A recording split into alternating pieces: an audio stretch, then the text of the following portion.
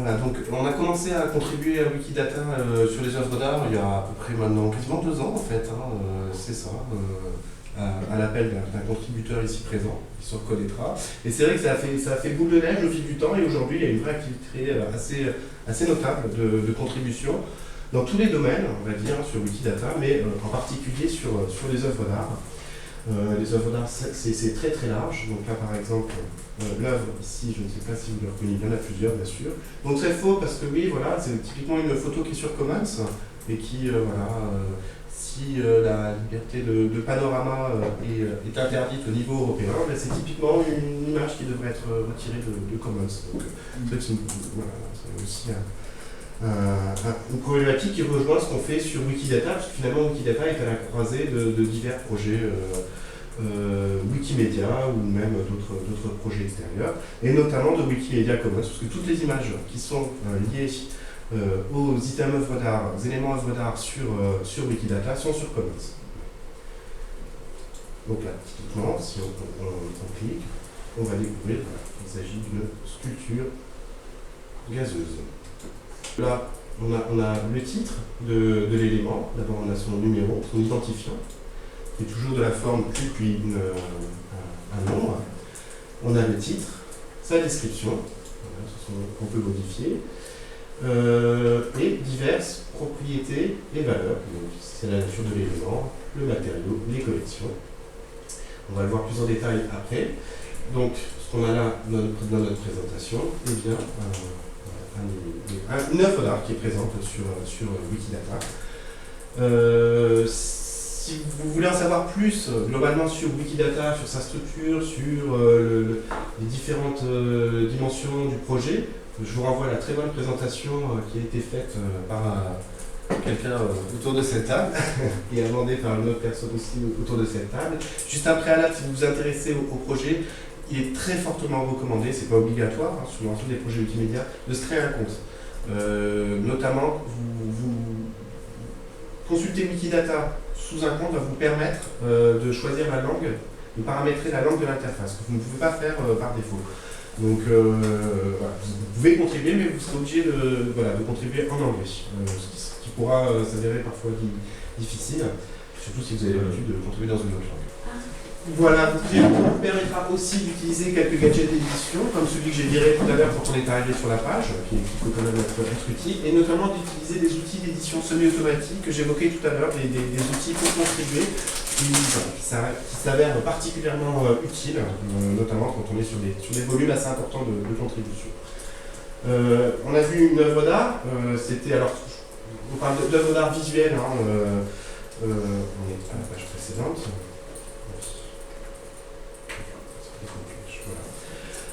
C'est une catégorisation un peu arbitraire.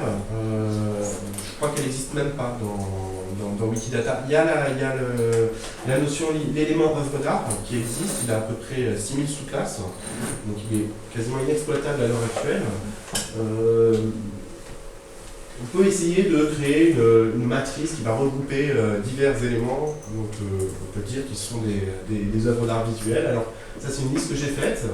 Donc on va bien sûr retrouver des peintures, et aujourd'hui on a pour beaucoup, pas essentiellement, mais en très grande majorité des peintures. Il y a beaucoup de sculptures, puis des dessins, des estampes, des mosaïques, des tapisseries, du vitrail, des kakémonos, voilà, on peut aussi voir des sculptures gazeuses du land art, ou même, moi j'y rajoute la céramique grecque antique, mais voilà, c'est évidemment quelque chose de discutable. D'autres vont y rajouter d'autres éléments, comme indépendamment sur les pièces de monnaie. Alors c'est vrai que c'est pas un objet qui a été produit afin de procurer une expérience esthétique d'abord, mais voilà, on peut aussi considérer ça dans le champ du domaine des œuvres d'art visuel.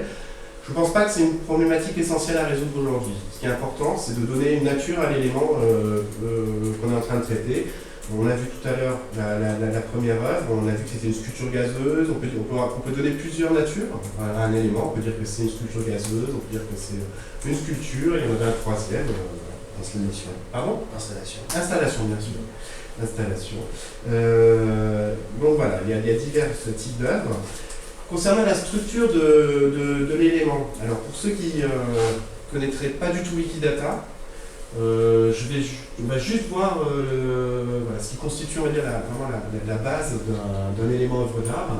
On a vu, on a des propriétés, des valeurs. Tout élément Wikidata a d'abord un libellé, c'est-à-dire c'est le nom de l'élément, auquel on peut ajouter des alias, typiquement la Joconde, en alias Mona Lisa, voilà. Mais le libellé va constituer ce qu'on appelle le titre vedette, en fait, en général. La description de l'élément, c'est un petit texte, une phrase qui va permettre de bien différencier l'élément, parce qu'on va avoir finalement énormément d'homonymies sur les éléments Wikidata, étant donné qu'ils touchent à peu près tous les domaines. Il y a beaucoup de choses qui s'appellent pareil, et la description est quelque chose de très utile pour pouvoir différencier les éléments. La nature de l'élément, on l'a vu, c'est quasiment la propriété de base, celle qui va nous permettre de dire de quoi on parle, quel est l'élément, comment est-ce qu'on va objectiver cet élément, à quoi ça correspond. La notion d'image, c'est vrai que là on parle d'œuvres d'art visuel, donc ça paraît quand même assez utile d'avoir des images. C'est pas nécessaire, on peut très bien traiter des peintures soit disparues, soit dont on n'a pas les images. Néanmoins, c'est vrai que le projet il est sympa parce qu'il y a des images aussi. C'est vrai qu'on n'avait pas que les images. Faire un vaste catalogue serait sans doute très intéressant, mais beaucoup moins ludique. Donc voilà, si on rajoute des images, c'est la propriété P18 et il suffit de copier le nom d'un fichier de Wikimedia Commons. Si on reprend notre œuvre là, donc on va aller là sur Commons. Donc si on clique sur l'élément, on arrive sur Wikimedia Commons. Donc tout simplement, on copie. Voilà, si je voulais en ajouter, je pourrais en ajouter un. Je colle et voilà, et j'enregistrerai, il me le propose, il l'a reconnu. J'aurais pu ajouter cette image-là en valeur de la propriété P18. Vous voyez, P18, donc ça c'est la propriété P18. On a vu le libellé qu'on trouve là, la description, les alias, la nature de l'élément. Autre élément d'identification de base, on a ce qui était indiqué à la slide précédente qui va arriver, qui était donc le créateur, la créatrice, quand il y en a. C'est vrai que quand on travaille sur la sculpture grecque antique, il n'y a pas beaucoup, mais ça arrive, Phidias par exemple. La date de création, donc là ça va être une date normalisée. La collection, le numéro d'inventaire, on va les voir tout de suite, à quoi ça peut correspondre au niveau d'une œuvre d'art. Le créateur doit correspondre à une entrée Wikidata. La valeur qui est indiquée ici, si ça ressemble à une chaîne de caractères, il s'agit en fait d'un élément Wikidata. Si je proposais par exemple quelque chose qui n'est pas un élément Wikidata, je ne peux pas l'enregistrer. Je ne peux enregistrer que ce qui est un élément Wikidata. Donc là, il l'a reconnu, il me propose celui-ci. Donc là, si je clique, finalement, ça sera l'élément. Et on peut même annuler. On peut même directement mettre l'identifiant Wikidata. Donc le Q ici, 5 507 426. Je pourrais juste copier, ajouter. Si j'ajoute, je copie. Voilà, il me propose la personne. Donc les créateurs correspondent toujours à d'autres entités entrées de Wikidata. Les dates, j'annule. Les dates modifient, il faut qu'on ait une date pareille qui soit normalisée. Alors on peut mettre des années, on peut mettre des mois, des jours, des siècles même. Alors là par contre c'est un peu compliqué. Parce qu'il faut mettre un point century, non? Oui, tu peux aussi, sinon. Oui. Tu le fais avec le Tu fais 1000. réglage avancé. Et tu fais réglage avancé. On fait réglage avancé. Là on a la possibilité d'ajuster un niveau de précision. Donc là, on peut dire des cas. Donc là, ça voudrait dire que c'est dans les années 1000. Dans les années 1000 au niveau de la dizaine. Là, on va nous proposer le 10e siècle. Et il affichera 10e siècle. Donc les dates elles doivent être normalisées. Si je veux faire l'île de Mars, voilà. La valeur temporelle n'a pas le bon format, je ne peux pas enregistrer. Alors il ne gère pour l'instant que les calendriers grégoriens et juliens. Devrait gérer bientôt le calendrier indien, ceux qui traitent du continent indien, pour rentrer des dates dans ce système de calendrier. Voilà. Et à terme, le but c'est de gérer plein le calendrier. Voilà, mais il faut savoir que derrière, finalement, on a une date qui est stockée au format ISO. Donc, toute l'idée, c'est d'arriver à avoir des dates, toutes les dates soient conformes, soient alignées sur ce format ISO. Donc, autre propriété valeur, la collection. Et le numéro d'inventaire, ce sont deux propriétés différentes, mais finalement assez liées. Puisque un numéro d'inventaire est toujours... on peut mettre un numéro d'inventaire sans préciser directement la collection, mettre la collection à côté. Je ne sais pas ce qu'il en est de cet élément, je ne sais pas aller voir en fait. Il n'y a pas de numéro d'inventaire. Il faudra un truc avec un numéro d'inventaire. Ouais, tu vas sur la propriété et fais voilà, parce que j'ai évoqué tout à l'heure sur les problèmes d'homonymie et de l'utilité d'avoir des descriptions. Joconde, oui. Là, c'est le catalogue en ligne. Là, c'est page d'homonymie d'un projet Wikimedia. On peut les différencier que grâce à la description. Voilà, donc il vaut mieux mettre un article, ça marchera mieux. Je vais essayer de là. Donc là, Joconde, elle a tout. Donc si vous voulez un item typique, œuvre d'art et peinture, vous pouvez aller voir la Joconde. Voilà, il y a quelqu'un qui la soigne avec beaucoup d'attention. Et en tout cas, il a le grand intérêt d'avoir plein de propriétés. Donc là, vous allez bien sûr avoir le numéro d'inventaire, il est là. Tiens, il n'a pas mis la collection.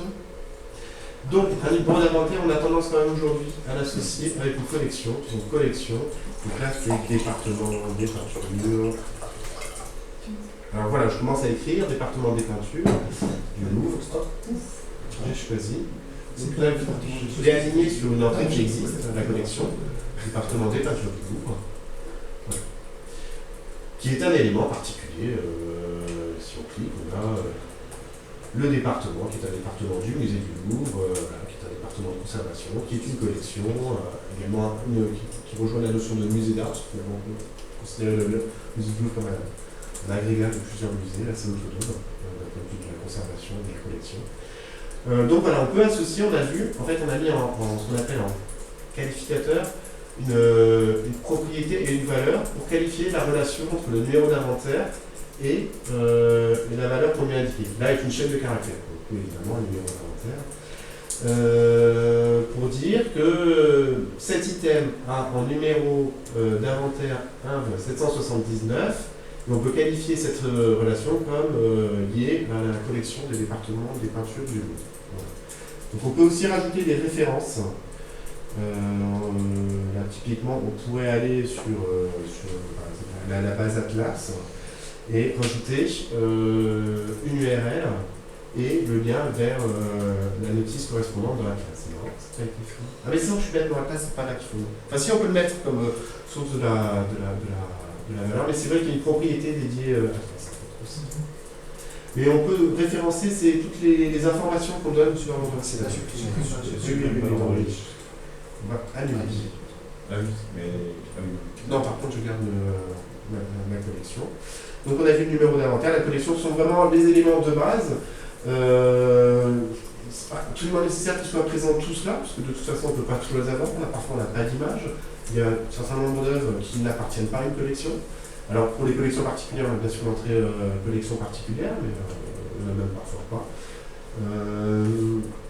Le numéro d'inventaire, on n'a pas toujours. Quand on contribue, quand on ramène des images, par exemple de Commons, on n'a pas toujours le numéro d'inventaire.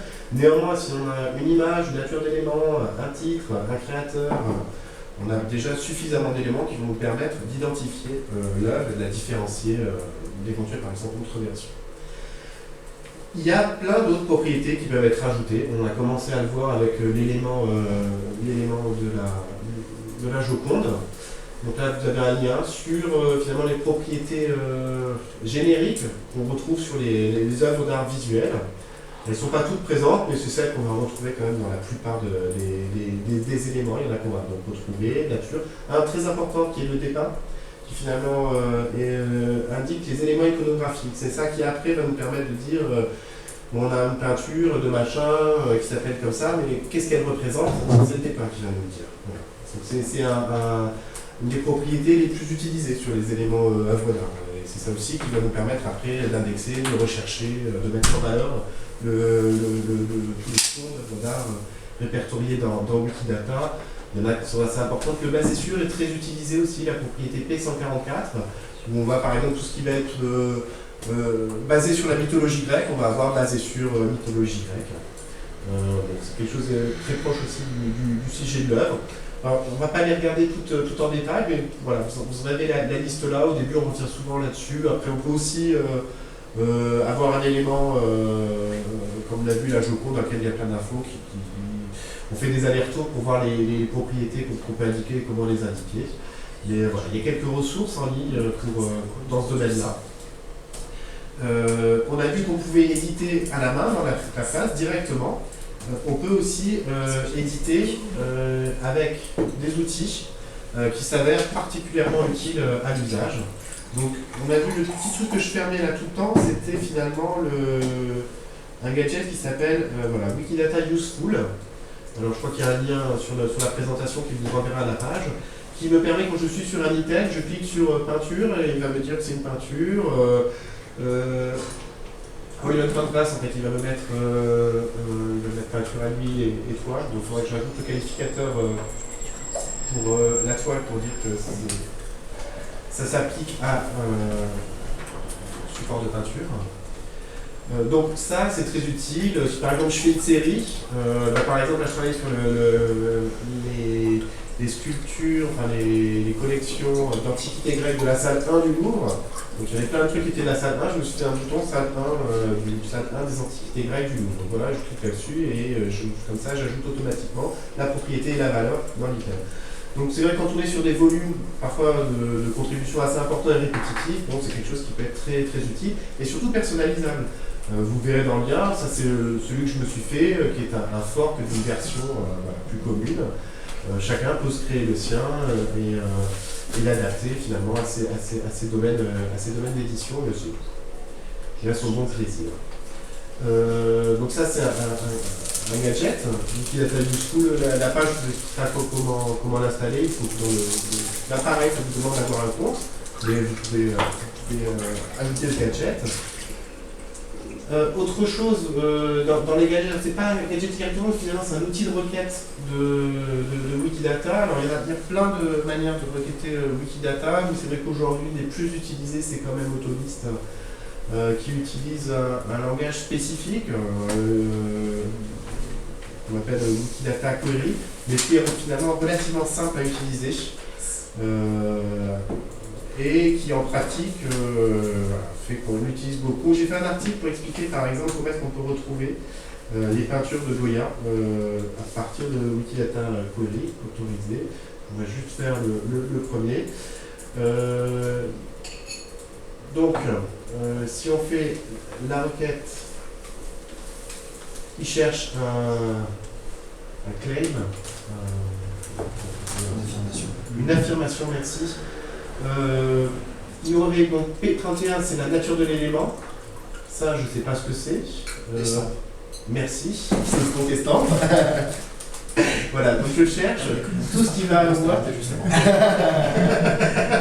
Tous les éléments qui vont avoir l'affirmation, nature de l'élément, estampe. Donc vous voyez, c'est assez simple. 31, ça veut pas la nature de l'élément. 31, ça veut dire que la nature de l'élément, c'est le truc qui suit. C'est le numéro de la propriété. C'est le numéro de la propriété en fait. Voilà, donc il m'a donné toutes les estampes. Alors là, il y a un point qui concerne l'idée de Wikidata. Je vais juste en toucher un mot. C'est que là, en fait, il a pris que ce qu'il y avait en nature estampe. Mais parfois, on a des eaux fortes. C'est aussi quelque chose qui peut mettre en nature de l'élément. Et l'eau forte, c'est une sous-classe de l'estampe. On ne va pas dire que c'est une estampe et une eau forte. On dit juste que c'est une eau forte. Voilà. Donc après, quand on requête, ça va compliquer les choses un petit peu. On reste dans le domaine du possible. Ça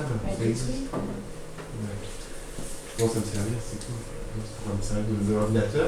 Voilà, je crois que c'est expliqué juste en dessous. Donc là, en utilisant cette forme-là, on va rechercher P279, c'est la propriété sous-classe.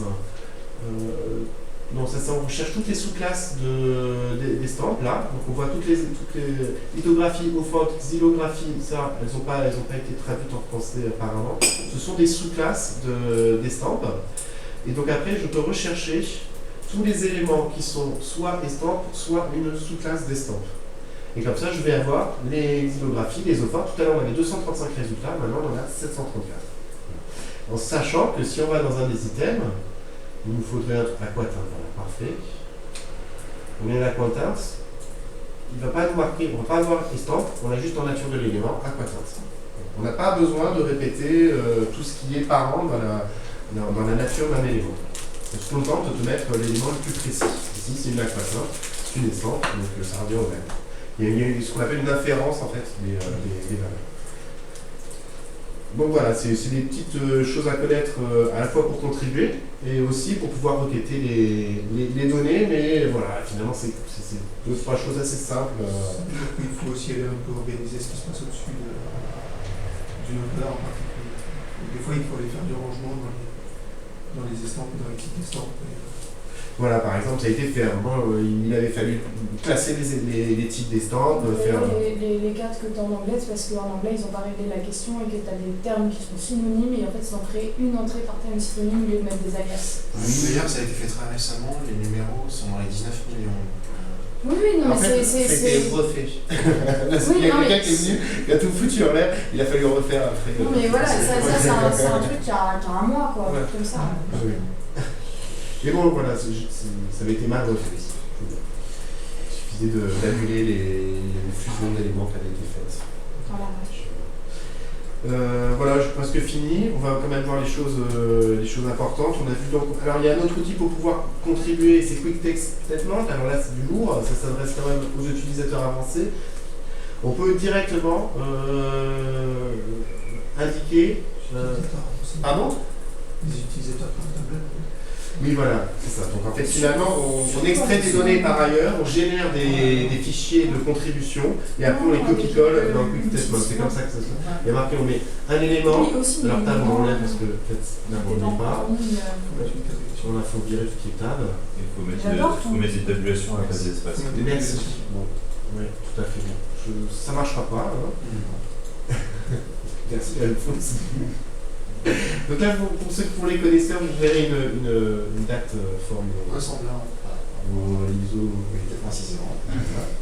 Donc là, par exemple, c'est pour l'item 80, voilà, 41 15 189. On peut lui ajouter la propriété P31 avec la valeur Univers. Univers. Carrément. Voilà, l'univers. C'est une instance de l'univers. Bah oui, mais là, ouais. C'est l'univers de fiction. Alors, le bac à sable est un univers. Auquel on Oui, peut de temps en ajouter temps. des qualificateurs et Il des faut pas les références. pas. S, c'est la référence. Voilà. Donc, on a la possibilité d'éditer. On ne va pas l'utiliser directement en fait. Hein. Personne ne s'amuse à écrire directement. Enfin, bon, Si, moi, ton Ah, nom, oui. mais- Des fois, je me dis, je devrais ouvrir un tableur, puis après, je me dis, j'ai 2 lignes, c'est plus facile de taper directement. Mais je suis derrière. Voilà, sinon on travaille dans des tableurs parfois et on va générer des fichiers qu'on va copier-coller, on appuie sur Do It et puis ça va marcher. On peut aussi passer par des robots pour faire à peu près la même chose, mais finalement, là, ça revient quasiment au même, c'est plus simple. Pour ceux que ça intéresserait de faire passer par un robot, voilà, là vous avez un petit script qui explique comment créer un item directement dans Wikidata. Avec des propriétés, des valeurs, des références, des qualificateurs. Il faut déjà installer Voilà, on est quand même là sur un truc assez complexe Wikibot. et pas toujours finalement utile. Je me rends compte que le robot, je l'utilise quasiment plus en fait. Je l'utilise pour éditer des dates précises, puisque finalement l'interface web ne le permet pas encore. Mais non, les outils d'édition semi-automatique sont finalement d'excellents outils qu'on vient de voir. Autolist permet aussi de faire de la publication massive. Là, j'ai une liste, je pourrais ajouter à tous les éléments de ma liste, dire ah ouais, mais tout ça, je ne vais pas le faire, je vous rassure. Ils ont été créés, donc propriété P70, par l'univers, on va dire. Donc là, si j'avais le malheur de cliquer sur Process Command, il m'ajouterait l'univers comme créateur de tous ces éléments. Ouais, enfin, on déconseille pour l'édition de masse parce que l'outil est limité à une modif toutes les 10 secondes. Donc quand tu as 15 modifs, c'est mieux que de se les taper à la main. Quand on a 700, faut être préparé à laisser l'ordinateur tourner toute la nuit, quoi. Voilà, ou là, avoir un deuxième compte, voilà, un Ou compte promo qui générer, lui mais à envoie partir Ça, c'est- d'Autolist, tu peux aller sur Download où là tu as la liste générée Download. haute où tu l'as en vas-y, et là après tu la copie-colles dans un tableur et tu te fais un truc dans Quick Statement. Voilà. On peut Pour faire aller comme ça aussi. faire la même chose mais beaucoup plus vite. Voilà. C'est ça, donc quand on pour des petites Ah non, séries, ça peut être très facile. Checkpoint, il peut en faire 5-6 par seconde, il n'est pas de fluide. Après, ça dépend de. C'est vrai que c'est lent. Il est limité, lent. Niveau limite, il est brisé à une modif toutes les 10 secondes. Mais bon, comme tu dis, par facilité. Ouais, non, mais quand on a 20 à corriger, c'est clair que tu fais la modif une fois, tu le laisses tourner, mais dès que t'en as 50, déjà. Si tu sais qu'il y a encore pour les 2 prochaines heures, 50, tu les fais, mais quand t'en as 700. Vive les tableurs et que ça. On va continuer sur les outils sympas, on va arriver sur les outils très sympas. Pour les œuvres d'art en particulier. Donc vous avez Joconde Tool. Ouais. Donc c'est un outil qui va vous permettre de créer, d'enrichir une œuvre d'art qui a un identifiant Joconde. Donc là vous avez l'identifiant Joconde, vous pouvez indiquer là. Vous allez récupérer des données de Joconde et vous allez pouvoir les aligner avec les items de Wikidata. En sachant que vous allez évidemment avoir plein de problèmes au début de mauvais alignement, puisque dans Joconde, typiquement, on a la fin, je crois, auteur, nom, prénom. Non? Oui, c'est ça. Dans Joconde, c'est nom, prénom. Dans Wikidata, c'est prénom, nom. Donc par défaut, rien ne s'aligne en fait au niveau des créateurs, enfin, sauf ceux qui ont un seul mot, un nom d'artiste. Néanmoins, l'outil va mémoriser les choix qui ont été faits par les précédents contributeurs. Donc si quelqu'un a déjà aligné Gérard François en disant oui mais lui c'est François Gérard sur Wikidata, eh bien c'est fait. Donc typiquement là ça a été fait. Donc il sait que le Gérard François de Joconde, en fait c'est François Gérard, plus 163 543 sur Wikidata. Donc ce qui fait que voilà, ça mâche le travail. On peut éditer des dates, on a 1801 vers. Alors 1801 vers typiquement c'est quelque chose qui n'est pas rentrable puisqu'on doit avoir une date normalisée. Donc on vire le vert, et on met décennies, et hop, voilà, on a pu préciser, on a une date précise. On va avoir certaines propriétés et valeurs qui vont pouvoir être comme ça facilement renseignées à partir des infos, en s'appuyant sur les données Joconde, mais sans la copier telle que, puisque c'est pas possible généralement. Il y a également tout ce qui va être description iconographique, donc on évoquait tout à l'heure, où là on va pouvoir avoir donner des descriptions riches des items œuvres d'art, comme on a dit, qui est quand même quelque chose de plus utile, même assez essentiel à une bonne description des œuvres d'art, pour pouvoir après mieux les adresser, les trouver et les relier à d'autres. On peut ajouter aussi l'identifiant Atlas, une image de Wikimedia Commons ou une catégorie spécifique qui a un genre. Ça paraît assez brut, à l'usage, c'est parfaitement adapté. On génère un texte de contribution, on l'a vu tout à l'heure, c'est Quick Statement, voilà. Tout a été copié, donc on n'a pas du tout édité directement dans Quick Statement. On a juste une liste de choses à éditer, on fait do it, on ne va pas le faire là, et il va faire toute cette contribution. À partir, voilà, on a eu un outil qui nous a assisté dans l'édition des données avec propriété et valeur, assez simplement. On va pouvoir aller vite et de manière assez riche en s'appuyant sur des données qui ont déjà été indiquées ailleurs et on va pouvoir les copier et les publier massivement sur Wikidata en appuyant sur Do It. On n'aura pas à faire telle propriété, telle valeur, telle propriété, telle valeur. Voilà, donc c'est un outil remarquable qui est utile. Après, Joconde, ce sont quand même c'est quand même beaucoup. C'est toutes les collections des musées de France, théoriquement, puisqu'on sait que Qui sont dans la base les collections qui sont dans la base Joconde. Alors c'est vrai que normalement l'appellation musée de France implique de contribuer au catalogue collectif des collections des musées de France. Voilà. Mais il y en a qui sont encore en retard. Typiquement, on attend toujours tout ce qui est antiquité grecque du Louvre dans la base Joconde. Donc, pour le moment, on en est à la classe. Le chemin en Wikidata, ça ira plus vite. Pardon ? Le chemin en Wikidata, ça ira plus vite. Et pour l'art contemporain, il y a eu est-ce que ça a été. Je sais qu'ils n'utilisent pas Joconde, mais il y avait un projet de. C'est une très bonne question. Je crois. Voilà, c'est vidéo médium, il a été versé dans Joconde ou pas? Je ne sais pas. Non, d'accord. Après, c'est vrai qu'on va retrouver vite les problématiques de données disponibles, de jeux de données disponibles. Et c'est vrai qu'en France, on n'est pas gâté sur les données utilisables, les dispositions. Il n'y a rien. Pour les données usables, oui, c'est... Non, légalement, sous la licence utilisée par Wikidata, il y a absolument rien. Zéro. Pas une seule ligne d'avis. Nous ne rentrons pas dans les polémiques. Oui, voilà. En tout cas, on peut faire plein de choses déjà. On arrive, ça c'est un outil pour faire quelque chose de bien. Il y en a un autre qui permet de faire des choses super bien. Et donc on va le présenter maintenant. Donc voilà, j'ai tenu à le mettre un petit peu en valeur. C'est donc Commons Wikidata. Donc l'outil va vous permettre de faire des éditions massives d'une catégorie de Wikimedia Commons vers Wikidata. Si par exemple, alors je ne sais pas si vous avez un nom d'auteur à suggérer, ou on va prendre comme exemple. Poussin. Enfin, ça parle mieux. C'est drôle parce qu'on a commencé par contribuer sur Poussin. Et quelque part finalement ils y seront tous. Mais c'est pas grave, c'est très drôle. On va, donc là, alors c'est tout en bas. On va chercher la catégorie. Voilà. Donc là, typiquement, juste une petite parenthèse, on est sur Wikimedia Commons, on a une page qui a été éditée à la main à partir des fichiers de Commons. C'est typiquement le genre de choses qu'on va pouvoir automatiser avec Wikidata aujourd'hui. Enfin, en partie, on ne pourra pas faire des catégories, mais bon, là, il y a quand même pas beaucoup de catégories. Mais... Enfin, quoi que si, on pourrait faire... des sous-sections avec des requêtes précises, tout à fait. Donc, c'est vraiment le genre de choses, vraisemblablement, devrait disparaître quand même dans les années à venir, qui deviendront inutiles. C'est pas la peine d'éditer à la main des données si on peut les générer automatiquement et les mettre à jour automatiquement. Donc on a une catégorie, Nicolas Poussin, une catégorie Commons. On retourne sur notre outil. En catégorie, alors on va avoir Nicolas Poussin. On peut préciser une profondeur. Donc voilà, on comprend que si on va trop loin dans la profondeur, ça risque de coincer. On peut préciser une langue, voilà, allemand, anglais, français. Ça sera particulièrement utile pour l'interface. On peut choisir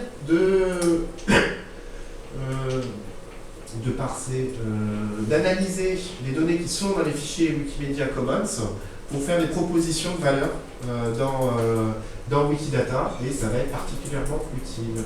Alors on y va. On va faire par catégorie. Donc là, il y a un système d'alerte parce que voilà, il ne faut pas fermer l'onglet quand on travaille dans un outil d'édition. Il vaut mieux parfois pas fermer l'onglet. Donc il va prendre tous les items. C'était pas la bonne catégorie en fait. Il n'y avait pas œuvre d'art.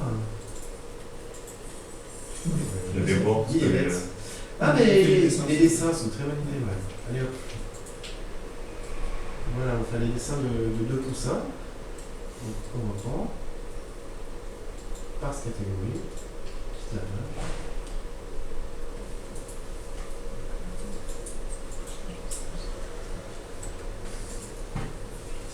Donc il va afficher toutes les images de la catégorie par défaut.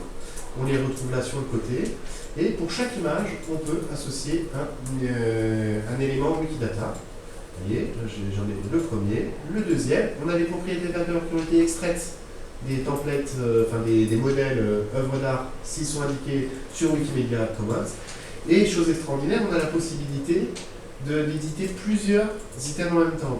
J'en sélectionne un, je vais tout en bas, je clique, je les sélectionne tous, et je fais par exemple, je ne vais pas le faire parce qu'il faut quand même faire attention à ce qu'on fait, et peut-être qu'il y en a d'autres, mais je mettrai dessin sur faceplate, voilà. Je mettrai créateur. C'est quoi ce Nicolas, merci. Poussin. Français. C'est ça, on va pouvoir ajouter. Et ce qui fait que là, on va avoir cette propriété, cette valeur qui vont être indiquées pour tous les items qu'on s'apprête à créer. Donc vous voyez, c'est hyper rapide. On en avait 13. En quelques clics et en 2-3 mots, on a pu associer à 13 fichiers qui sont sur Commons, dire ça correspond à une œuvre d'art, à un dessin même créé par Poussin. On a la possibilité, je pense que ça vaut le coup vraiment de rester sur cet outil parce qu'il est vraiment super utile. L'essentiel de la contribution aujourd'hui, enfin l'essentiel de la contribution avec image part de cet outil-là en fait aujourd'hui. Après on peut rééditer les items dans Wikidata, mais ça permet quand on s'intéresse à un domaine, quand on s'intéresse à un sujet, à une collection, ça permet d'éditer avec un noyau assez riche très rapidement des œuvres. Donc on peut après éditer en particulier une œuvre. Donc là par exemple on va pouvoir éditer son titre, Apollo and the Muse, voilà, Apollo et les Muses sur le Montparnasse. On pourrait ajouter en français. Voilà, donc on peut éditer à la fois en particulier un item et on peut éditer en global une série d'items. On peut en virer, dire ah non mais celle-là c'est une copie d'eux. Attends. Bon, on pourrait dire voilà, celle-là. Souvent c'est le cas dans Commons, on a souvent plusieurs fichiers correspondant à une même œuvre. Donc là, si on utilise cet outil, on ne va pas créer une œuvre pour chaque reproduction d'une même œuvre. Donc on va virer on va en virer plusieurs, on va en garder qu'une. Par défaut, on met une photo pour une œuvre d'art. On va essayer de prendre la meilleure. S'il y en a besoin d'en avoir plusieurs, ce qui peut arriver parfois pour des versions d'estampes ou éventuellement pour des sculptures. Voilà, pour des sculptures. On le fait pas trop, en sachant qu'on peut toujours associer une catégorie Commons à une œuvre d'art. Mais par défaut, voilà, en général, on associe une image, donc on en choisit une. Donc là, on va pouvoir sélectionner. En cliquant, on peut aller sur le fichier sur Commons. Très intéressant, on a un petit logo Wikidata qui nous dit cette œuvre-là, elle est sur Wikidata déjà. Donc, alors, c'est pas forcément un item œuvre d'art. Par exemple, pour les portraits, c'est souvent finalement l'image d'une personne, c'est la propriété P18 d'une personne, c'est pas forcément une œuvre d'art. Ben là, c'est un dessin de Nicolas Poussin. Donc, il existe déjà, mais si on clique dessus, il ne va pas nous proposer de le créer, il va nous proposer de l'enrichir en fait. C'est-à-dire que les données qu'on renseignerait, si je mettais le titre en français, on ne voit pas en fait. Et cette partie-là est grisée, c'est des données qui ont déjà été renseignées, il les a récupérées. Elles ne sont pas éditables, c'est dommage, vous voyez, moi je le vois sur mon écran, on ne le voit pas bien. C'est grisé et on ne peut pas éditer, on sait déjà que c'est un dessin. Donc on peut enrichir des items déjà renseignés, en créer d'autres, à la fois en faisant de l'édition multiple et de l'édition particulière. Quand on a fini son truc, alors on peut le faire en plusieurs fois. Il y a une astuce aussi qui est, donc on sélectionne tout. Par défaut, tous les éléments sont choisis. On peut les désélectionner tous. On les désélectionne tous. Et on commence par, j'en ai traité 5, là, je vais 6, je vais publier ces 6 là, j'ai tout sélectionné. Je coche Take into account for quick statement, et après quand je vais cliquer quick statement, il va prendre en considération que ceux qui ont ça. Et là, voilà, j'ai tout un texte correspondant à une édition massive de plusieurs œuvres d'art en même temps sur Wikidata, avec la possibilité d'enrichir, alors non seulement les données d'identification, comme on a pu le voir tout à l'heure, on va retrouver donc, la nature, l'image par défaut, parce qu'on parle de Commons, donc d'un fichier image, le créateur, le genre, mais on peut aussi rajouter les éléments descriptifs, c'est le P180, le P1 qu'on évoquait tout à l'heure. Si on a un numéro d'inventaire, par défaut, il va rajouter la collection qui est associée au-dessus. Donc on va avoir propriété, numéro d'inventaire, valeur un tel. Et si la collection est renseignée, il va mettre en qualificateur la collection et la valeur. C'est un outil extrêmement utile. À l'usage, c'est un vrai bonheur. Cet outil-là pour contribuer sur Wikidata et les œuvres d'art. Donc c'est aujourd'hui un outil très utilisé dans les mouvements de contribution. Donc on va passer maintenant à la dernière partie, j'ai trop parlé. Sur finalement quels sont les mouvements actuels de contribution. Alors c'est vrai qu'il y a le projet Visual Art, qui n'est pas un projet en soi très vivant, c'est là où on a rassemblé quelques informations sur la thématique, mais il n'y a pas une activité énorme, chacun travaille un peu dans son coin en fait, mais bon c'est très bien comme ça, on est tous contents. Si on a envie d'ajouter ou d'enrichir la liste des propriétés, c'est toujours possible, on essaie de la maintenir à jour. Voilà, il y a un autre projet qui s'appelle Summer of Painting, alors lui c'est un projet qui est très très actif aussi, et qui a pour ambition de faire le catalogage de toutes les peintures, de toutes les collections muséales du monde et de l'univers. Voilà, donc c'est... On en connaît beaucoup en dehors de la Terre. Liste des œuvres d'art en Oui. Ouais. Donc là, on a aussi des éditions massives qui partent parfois d'Europeana, qui partent parfois de données mises à disposition, mais avec des données d'identification relativement présentes, mais rarement des descriptions, parce qu'on a des volumes assez importants. On a parfois, récemment, je crois que la semaine dernière, on a eu 10 000 peintures qui ont été ajoutées. C'est vrai qu'après, voilà, sur les 10 000, pas beaucoup pour des images, c'est de la contribution qui implique un gros travail après d'enrichissement sur Wikidata, mais qui permet déjà d'avoir cette dimension de catalogage qui est possible d'avoir sur Wikidata. C'est un projet assez vivant, qui intéresse beaucoup de gens en tout cas. Vous pouvez aller voir la page correspondante, et qui fait partie des dynamiques de contribution. Notre dynamique de contribution, c'est un projet plus transversal, c'est Wikitext The Louvre, qui est animé par un autre contributeur présent autour de cette table, qui n'est pas du tout limité à Wikidata, qui est plutôt un projet qui s'intéresse d'abord au projet Wikimedia Commons, qui est d'aller photographier les œuvres du Louvre, et pour enrichir aussi Wikipédia. Mais c'est vrai que de fait, il a eu une dimension aussi Wikidata, et qu'on va commencer à cataloguer les œuvres du Louvre. Je n'ai pas changé le lien. Donc là, par exemple, ce que va permettre de faire Wikidata, on a pas mal d'œuvres d'art du Louvre, on les a rangées par salle. Donc là, je parlais de la salle des antiquités, la salle 1 des antiquités grecques. Toutes ces œuvres-là qui sont sur Wikidata. Et dont certaines ont été produites dans les images qui, associées à ces éléments, ont été produites dans le cadre du projet Wikitext The Louvre, qui est un projet aussi assez dynamique.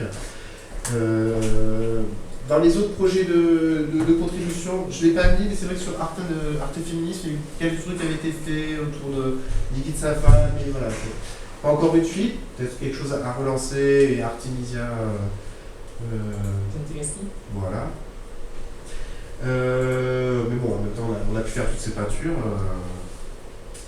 Après, il y a une grosse partie de la contribution qui est faite finalement suivant les envies et les désirs de contributeurs, en fonction de ce qu'ils trouvent. On a vu tout à l'heure des dessins de tout ça. Ah, mais c'est intéressant, je ferais bien les dessins de tout ça. Et donc, on va voir la catégorie sur Commons. Après, on passe sur l'outil qu'on a vu tout à l'heure, Commons Wikidata, et comme ça, on génère des œuvres d'art. C'est un des biais principaux de contribution aujourd'hui, c'est le principal. Même si il y a toujours une volonté, on fait ce qu'on veut, mais on essaye bien sûr d'être homogène avec l'ensemble des données qui sont présentes dans le projet. Parce que le but de Wikidata au final, c'est d'être utilisé. Stocker les informations. Oui, c'est presque terminé. Donc, juste pour terminer, quelques indicateurs. Alors là, le lien n'est pas bon, mais c'est pas grave. Donc c'est Jack Protos qui est un projet que je fais qui s'intéresse plus aux œuvres d'art en réutilisant les œuvres d'art de Wikidata. On a quelques indicateurs, par exemple, sur les nombres d'œuvres d'art par propriété. Oui, on peut faire ça. Donc, on voit qu'on a beaucoup de peintures. On a 59 000 peintures actuellement, dont 22 000 avec image. Pour préciser, il y en a 10 000 avec des hautes définitions, des œuvres de définition sur Commons. Les sculptures, on commence aussi à y avoir un nombre assez considérable de sculptures. Donc on a la possibilité d'avoir des indicateurs, ou on peut s'intéresser aussi à aux statistiques par collection. C'est un truc que j'ai fait la semaine dernière. C'est un peu long à charger, qui va calculer finalement pour une collection combien il y a d'items, quel pourcentage a des images, quel pourcentage a un numéro d'inventaire indiqué, et qui fait une moyenne des peints en fait. Comme ça permet de voir quelles sont les collections qui ont été amont décrites. Et il n'y a pas de catégorie genre? Si, elle est là par exemple. Elle est très utilisée, c'est vrai que j'en ai pas parlé, mais oui, c'est des propriétés fondamentales dans les œuvres d'art pour savoir si c'est une peinture de paysage, si on parle de peinture, ou si c'est une sculpture, si c'est une statue, si c'est un mur pour une peinture. Donc oui, c'est vrai que ça fait vraiment partie. Dans mon Wikidata Useful, j'ai une petite palette genre. Voilà. Autoportrait, portrait, peinture religieuse, peinture mythologique, peinture d'histoire, scène de genre, paysage, nature morte, marine, nu, allégorie. Donc voilà, tout à fait. Je veux dire homme-femme. Alors, parce que je sais que dans Vidéo Museum, il n'y a pas pour l'art contemporain, il n'y a pas la possibilité de mettre le genre de l'artiste, c'est un homme ou une femme, donc il n'y a pas de possibilité de faire des statistiques d'artistes femmes par collection. Dans Je compte, je sais pas. Non, on a l'info. Sur Wikidata, on peut. Oui, je l'ai fait en fait, j'avais fait un truc là-dessus, sur les œuvres d'art produites par les femmes au Louvre et à Orsay, mais je ne l'ai pas stocké là, il faut que je le rajoute. Mais tout à fait, c'est exactement le genre de choses qu'on va pouvoir faire avec Wikidata. Ça c'est sur la fiche des artistes. Oui. Ils ont On sait si ce sont des hommes ou des femmes, donc ils sont On sait, Non, voilà. il- Oui. avec le langage Et donc, on d'enquête. peut faire des statistiques par On peut collectif, faire un comme on code, disait. on peut faire, œuvre Ah, d'art. homme-femme ou autre, d'ailleurs, Wikidata gère 14 champs différents. Ouais. 17 juste. C'est des artistes. Moi j'avais fait. Je l'avais fait sur un coup, je l'ai publié sur un réseau social, mais c'est perdu. Pour les autres, pour ceux, pour les créateurs, notamment des photos. Bon, si tu veux, je pourrais te donner des informations plus précises là-dessus, parce que oui, j'avais fait, justement, je m'étais intéressé à cette problématique de quelle est la proportion d'œuvres d'art produites par les femmes et qu'est-ce que c'est. On pourra aussi, justement, croiser genre et genre, on pourra croiser le genre avec le genre de. Le genre de la personne avec le genre des peintures. Oui, voilà, ce serait intéressant de savoir combien de femmes représentées par rapport à combien de femmes auteurs, par exemple, ce genre de choses. On a ces infos-là. Exactement, on a les savoir, infos, on peut faire la requête. Ou savoir par exemple si les peintures en réserve, il y a plus d'hommes que de femmes, enfin ce genre de choses. On n'a pas un corpus assez important typiquement pour cette question-là, mais on va pouvoir répondre à ce genre de questions après. On va vraiment constituer aussi un fonds de données sur les œuvres d'art qui va pouvoir être réutilisé par les chercheurs dans différentes dimensions, et notamment sur tout ce qui va être les problématiques des études de genre en effet. Et on a commencé d'ailleurs, comme je disais, à faire des expérimentations et des requêtes là-dessus. Il y a aussi un article, je crois, de Maximilian Klein, je ne sais pas si vous le connaissez, Oui. qui était Wikipédien en résidence au CLC et qui a fait un article sur l'étude du genre dans Wikidata. Oui. Et il a étudié pas mal les biais, justement, je crois qu'il a fait la comparaison entre Wikidata, Wikipédia et les données d'autorité de bibliothèque, en montrant les différents biais. Et je crois que c'est ancien déjà. Tout à fait. Ça s'appelle Maximilien Non, car. K-L-E-I-N. Il y a aussi Magnus Et Moske qui a fait un article là-dessus. Sur le Ah, genre. Oui, je crois qu'on va. Voilà, moi je voulais intervenir là-dessus après les crédits et références. Donc voilà, j'ai fait un petit panorama de la problématique. Il y aurait sûrement beaucoup à en dire encore, mais on va pouvoir en discuter maintenant.